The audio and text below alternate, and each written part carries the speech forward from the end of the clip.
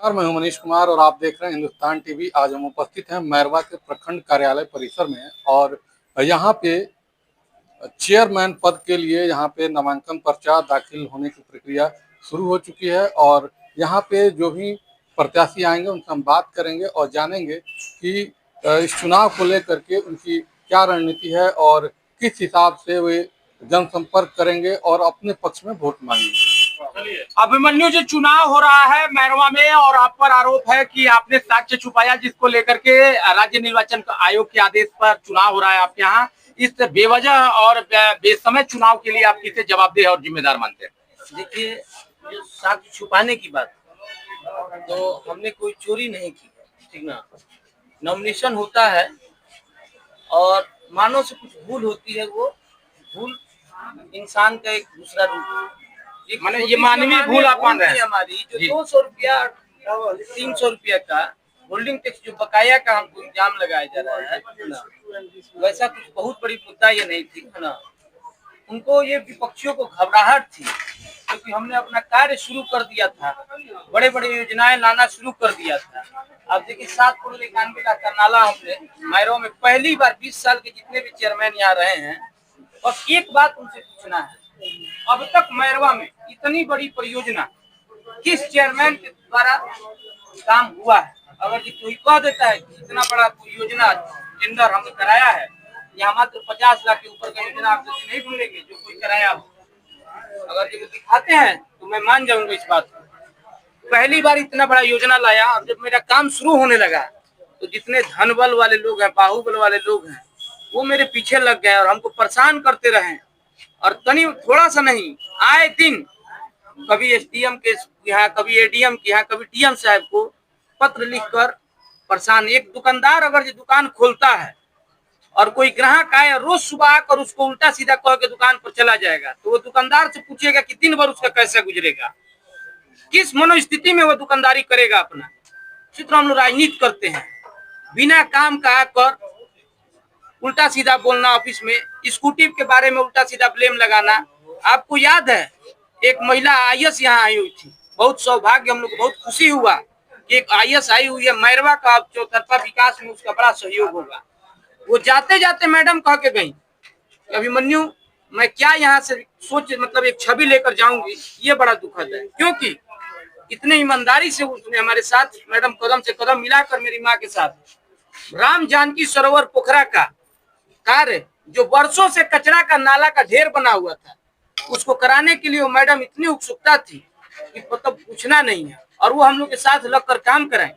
और उस मैडम पर उस व्यक्ति ने मतलब कोई बेबुनियादी आरोप लगाकर निगरानी विभाग तक को उसने लेटर देकर उस महिला को रोकने का काम किया। क्या लगता है आपको कि आपके साथ अन्याय हुआ है? देखिए, मैं आज जो नॉमिनेशन यात्रा नहीं निकाला था, मैं जनता के बीच में न्याय यात्रा निकाला था कि जनता से यही अपील है कि अगर जो मेरे साथ अन्याय किया है, आपको लगता है अपने दिल पर हाथ रख के अभिमन्यु के साथ अगर जो अन्याय नहीं हुआ है तो हमको वोट मत दीजिएगा। लगता है कि अन्याय इस बेटा के साथ हुआ है, आपके बेटा के साथ अन्याय हुआ है, आप नजर उठा के देखिए कि हम किस कार्यक्रम में कदम से कदम मिला के नगर वासियों के साथ नहीं चलते थे।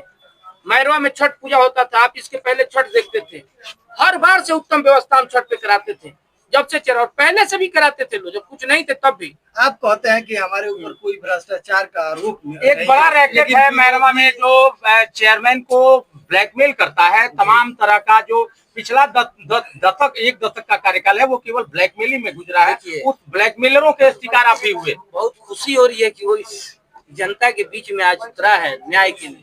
आपने चैलेंज दिया था उसमें हाँ, और वो तो अभी सुनने में आ रहा है कि पैसा लेकर बैठने वाला है। बहुत जगह से लोग ऐसा सुनने में आ रहा है।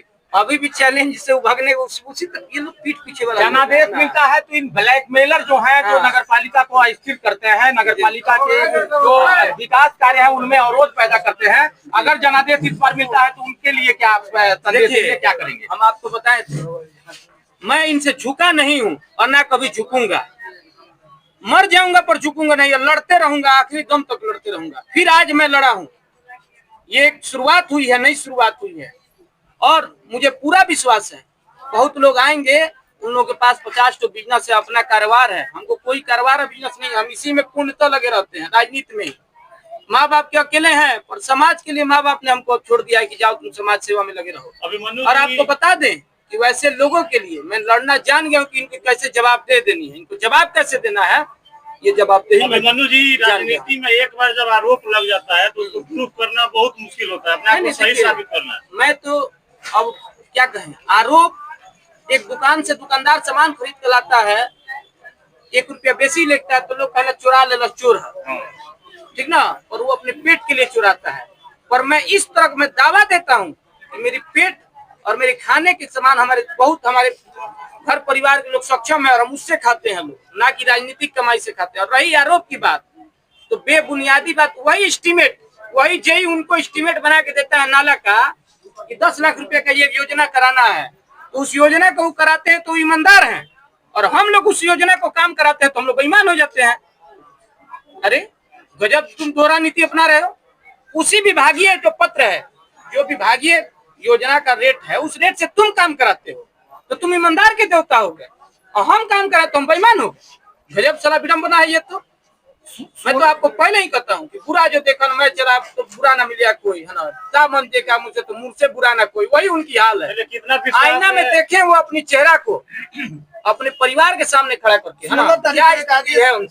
को एक आदेश आने वाला है कोर्ट का, उसके विषय में क्या कहें? देखिए, मुझे आशा ही नहीं, पूर्णतः विश्वास है। अभी मुझे 90% विश्वास नहीं, 100% विश्वास है कि ये चुनाव जो है हाई कोर्ट के न्याय के द्वारा इसको भी रोका जाएगा और मुझे न्याय मिलेगा। उम्मीद है अगर जो वहाँ से न्याय नहीं, अपील क्या करेंगे? नामांकन है जनता के बीच न्याय यात्रा के माध्यम से न्याय अपील यात्रा होगी लेकर जनता निकला हूँ, जनता न्याय करेगी। जनता का न्याय सबसे बड़ा न्याय होता है। राजा के लिए जनता से बड़ा कोई न्याय का दरबार नहीं होता है। हमारे लिए न्याय का दरवाजा है लोगों के चरण में घुसकर आशीर्वाद लेना, झुककर, और मैं वो पहले से करता हूँ और आज भी करता रहूंगा और निरंतर आगे करता रहूंगा।